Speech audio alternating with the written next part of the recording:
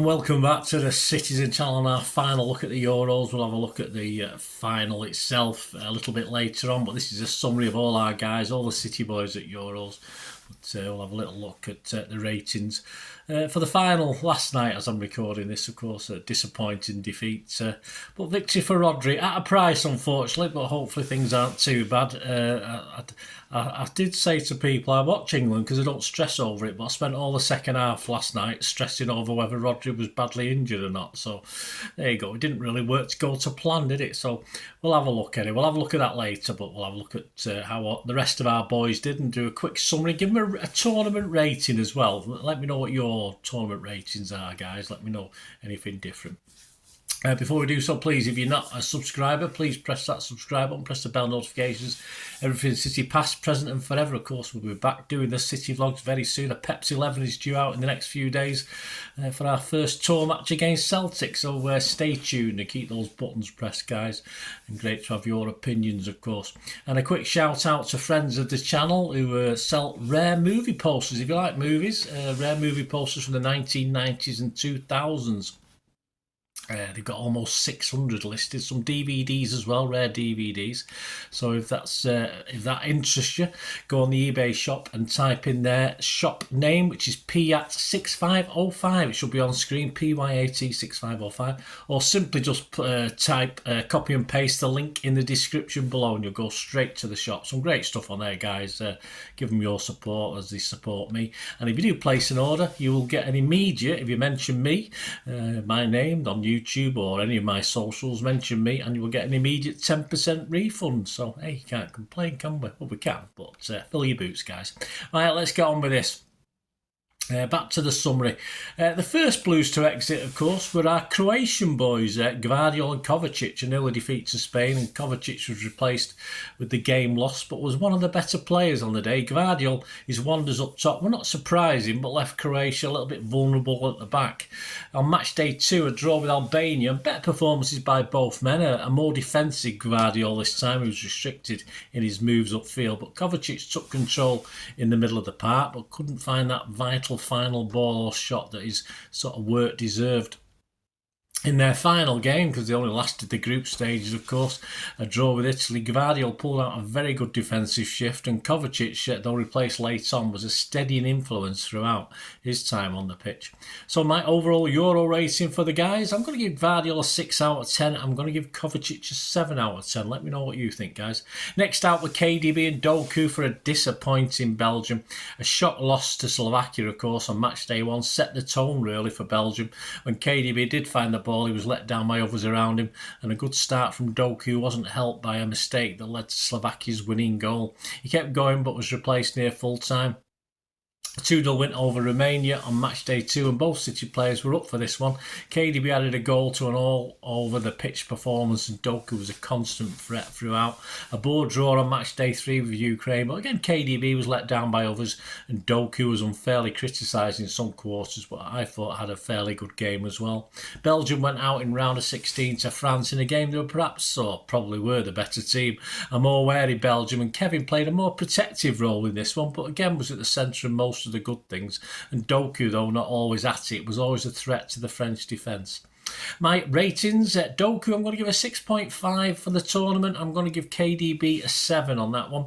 Next out in the quarters, Portugal, and you've got 3+1 with the City boys, haven't we? Bernardo, Diaz, Nunes, and of course Cancelo, who's still a City boy as I'm doing this. Match day 1, a 2-1 win over Czechia. A quiet but unproblematic game for Diaz. And Bernardo was a little bit inhibited but neat, and Cancelo had a free roll, was a bit disappointed in the attacking third.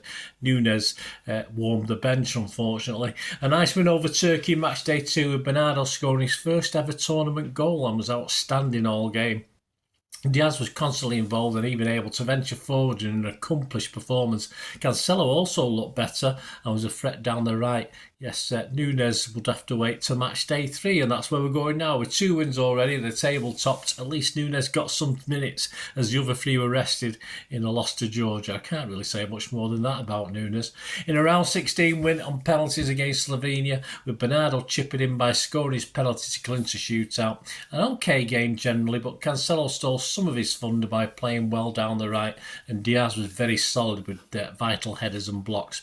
No Nunes, he may as well have caught the flight home after the last game, I think. This time, the next one, a loss on penalties to France, of course, and both Cancelo and Bernardo were more restricted in the play in this one, perhaps to keep an eye on Mbappe as well.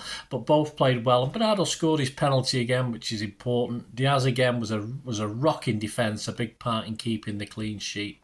So my overall ratings, Diaz I'm going to give a 7.5. I was impressed with Diaz.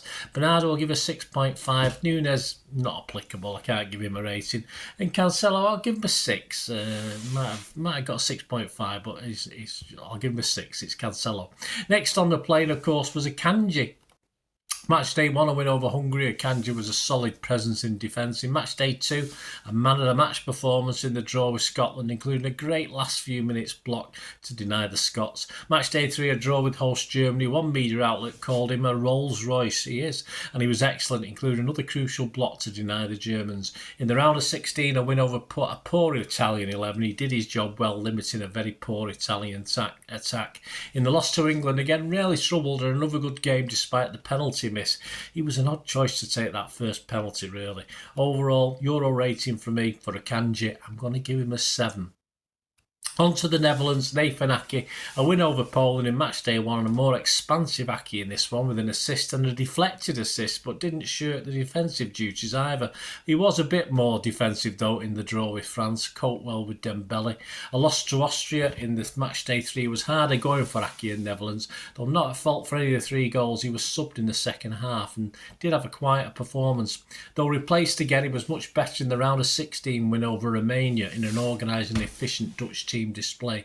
In the win over Turkey, he was hooked again in possibly his least impressive display, and also earned a booking to stop a good Turkish chance. Overall, my Euro rating for Ake, I'm going to just give him a 6 out of 10. Spain and City's players, of course, of the tournament. The tournament are now confirmed, of course, is a gentleman called Rodri. Hopefully, as I said, his injury is okay.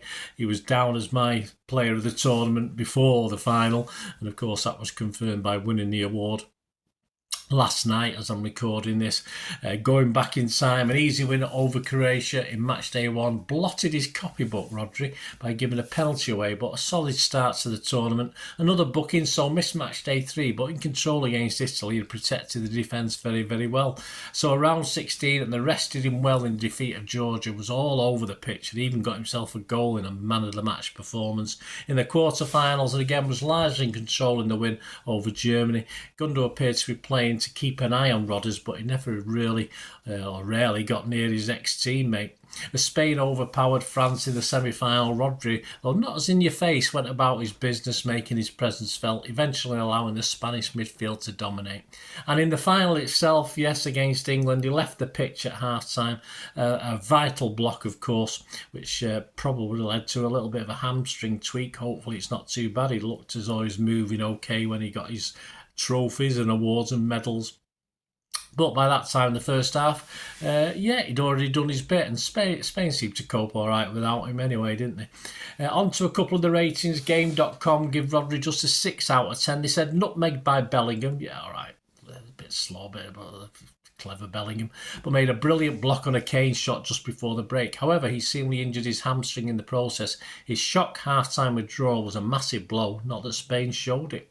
Sky give Rodri a 6 as well. They said an early missed-time tackle on Bellingham, but the midfielder made up for that with a vital block to prevent Kane's dangerous-looking shot from the edge of the area from testing Simon, an incident that led to the premature withdrawal and tears at the break for player of the tournament, who has lost just 1 game since March 2023. Yeah, I'm going to give my overall rating in the highest, I think, certainly for me, Rodri, I'm going to give an 8 out of 10. So, of course, for that. And on to England, of course, and our guys, and we'll talk about the lead up to the final. Match day 1, a narrow win over Serbia. It was perhaps Walker's best effort, but Foden appeared a little uncomfortable in the position he'd played, or was asked to play by Southgate, and Stones rarely ventured forward, if at all, but was solid enough. A draw with Denmark in match day 2, better from Foden, but he should have done better with 3 first half chances. Hit the post in the second half. Walker Walker again had little problem roving, and Stones steady again at the back. On match day 3, a real bore draw with Slovenia. Foden looked more likely, but again, not a lot. Stones a safe pair of feet, as was Walker generally, using his pace when needed. All 3 Blues were below average in a win over Slovakia in the round of 16. At least a walk-along throw led to England's winning goal, but a poor game for our boys. In the quarters, despite not quite at it for the Swiss goal, Stones and Walker had a pretty good game overall. Foden flitted in and out, busy, but was replaced late on. The semis was arguably, as a combined 3, one of the better displays of the tournament by our 3 England boys. Phil was a bit like his City best, certainly in that first 45 minutes, and Walker was lively and moving up the pitch, though Stones was again asked to play more defensively than he would do for City, of course. But I thought cumulatively, collectively, it was probably the best display, although all 3, like England, didn't have a great second half. And on to the final, of course, a loss in the final where again Foden struggled to impose himself. A couple of nice blocks, worked hard. This has been his story of the Euros, really, just so close, a chance to score a goal, not quite worked. Walker again looked lively going forward, but although you can't say he was definitely to blame himself, I mean, he was culpable with both goals that sort of came down his side. He was dragged all over the place by good Spanish players, but obviously not solely his fault, but at least he was willing. He was a willing participant moving forward. Stones again coped well enough with his limited, and that's what it is, centre-half role. Southgate doesn't ask much more of him. One great, rare run forward, petered out as he just had no one on his wavelength to pass to. So that was John Stones. Let's have a look at some of the ratings from last night. London Evening Standard give Kyle Walker a 4. I think that's a bit mean. Dragged out of position for both Spain goals, sucked in by Alvaro Morata for the opener, leaving Williams alone at the back post, and could not stop Cucurella's cross for the winner. Well, he's got to get a cross. He's got to mark someone, hasn't he? Simple as that. John Stones' goal got a 7. He said largely dealt with Spain's physical captain Morata, but occasionally pulled out of position by Yamal, Williams and Dani Olmo. 3 great players. A marauding run from the back was one of the highlights of the first half. It certainly was, but they give him a 7, so that's not too bad. Phil Foden, they've only given him a 5. They said forced an easy save from Unai Simon at the end of the first half. Worked hard, yeah, stretching for it. It wasn't easy, was it? Worked hard for the team, but struggled to make a lasting impact at number 10. And final word will leave to the Guardian's Rob Draper. He gave Kyle Walker a 6. He said phenomenal first half defensively and attacking support, but first time he let Williams get away, he scored. Great contest. He gave him a 6, as I said. John Stones, he's given a 7. He says superb early block on Williams, one aggressive run into Spain's half, led well throughout at the back. Yeah, I agree. And even Phil Foden got an okay score as well. He got a 6. Combined number 10 duties with cutting Rodri's supply. Came to life more creative than when Spain scored, but only a limited impact. Can't really disagree. Overall, I think the England players will be a little bit disappointed, especially Phil Foden, I think. I know Southgate doesn't play to his best strengths, but I think Foden has the ability, after the season he's had the ability to grab this game by the scruff of the neck, and obviously playing to the orders of Southgate. He was never really allowed to do that, so I think he'll be unhappy. But he's going to get my lowest score, actually. I'm just going to give Foden a 5.5 for the whole tournament. I just thought he was stymied in this by either tactics or whatever, and it just wasn't the Phil Foden we've loved all season. Walker, I'm going to give a 6. I thought it was okay. Again, defensively, not brilliant, but then again, that's how he plays for City. He's not brilliant defensively. He gets back, uses his pace, gets forward, tries to use his pace, but I can't say anything more than that. But I think my highest English rating has got to go to John Stones, so Walker got a 6. I'm going to give Stones a 6.5. I thought he was asked to play a role by Southgate. He was obviously restricted his normal play, and it's not a position he's really played. He's played seven games in four and a bit weeks. I mean, he's never played 7 games on the trot for us in his career, has he? But perhaps hopefully his glass legs have healed up now. But no doubt within a couple of games coming back, he'll be out injured again. But yeah, I'll give him a 6.5. I think of the 3 England players, I think Stones was the best. There you go, guys. Let me know your thoughts. Of course, I'll be back very soon with a Pepsi 11. Isn't it? Obviously, you're not watching my history vlogs that are out and about all the time over this summer break. But yeah, I'll be back with a more up-to-date Pepsi 11 for the Celtic game. So that'll be out hopefully by weekend. We're playing them next Wednesday, aren't we? So it'll be out by the latest on Monday anyway. So I need to know who's going. To be honest, I want to find out who the squad is. Obviously, it's not going to be mainly youngsters, isn't it? Let's be fair. So we'll see that. Anyway, I hope you enjoyed this. Let me know your thoughts on the guys and their Euros as we finish off another competition with England coming home empty-handed. Please, as I said, if you follow me on subscribe, etc. You can follow me on my socials as well, guys. And if you're interested in sponsoring the channel or supporting the channel in any way, just give us a shout. You can message me here on this YouTube channel, or if you follow me on X and TikTok, I'm at the same address at Bernard_Deneen. I put loads of football stuff on there, plus film and TV stuff as well, as you're probably aware. So you can follow me on those two. You can follow me on Facebook, just at Bernard Deneen. And I've got the email address up there as well, guys. So if you want to have a chat, say just supporting the channel going forward, we can have a chat about that and see what we can do for each other. Thanks for watching, guys. Hope you enjoyed this. Let us know your thoughts. Let us know your ratings. It'd be great to hear from you. I'll see you very, very soon, hopefully. Thanks for watching, guys. Until we meet again, and last one thing, don't I? Please stay safe, Blues, and everyone else. And well, come on, City now, and hard luck, the City boys. Bye for now.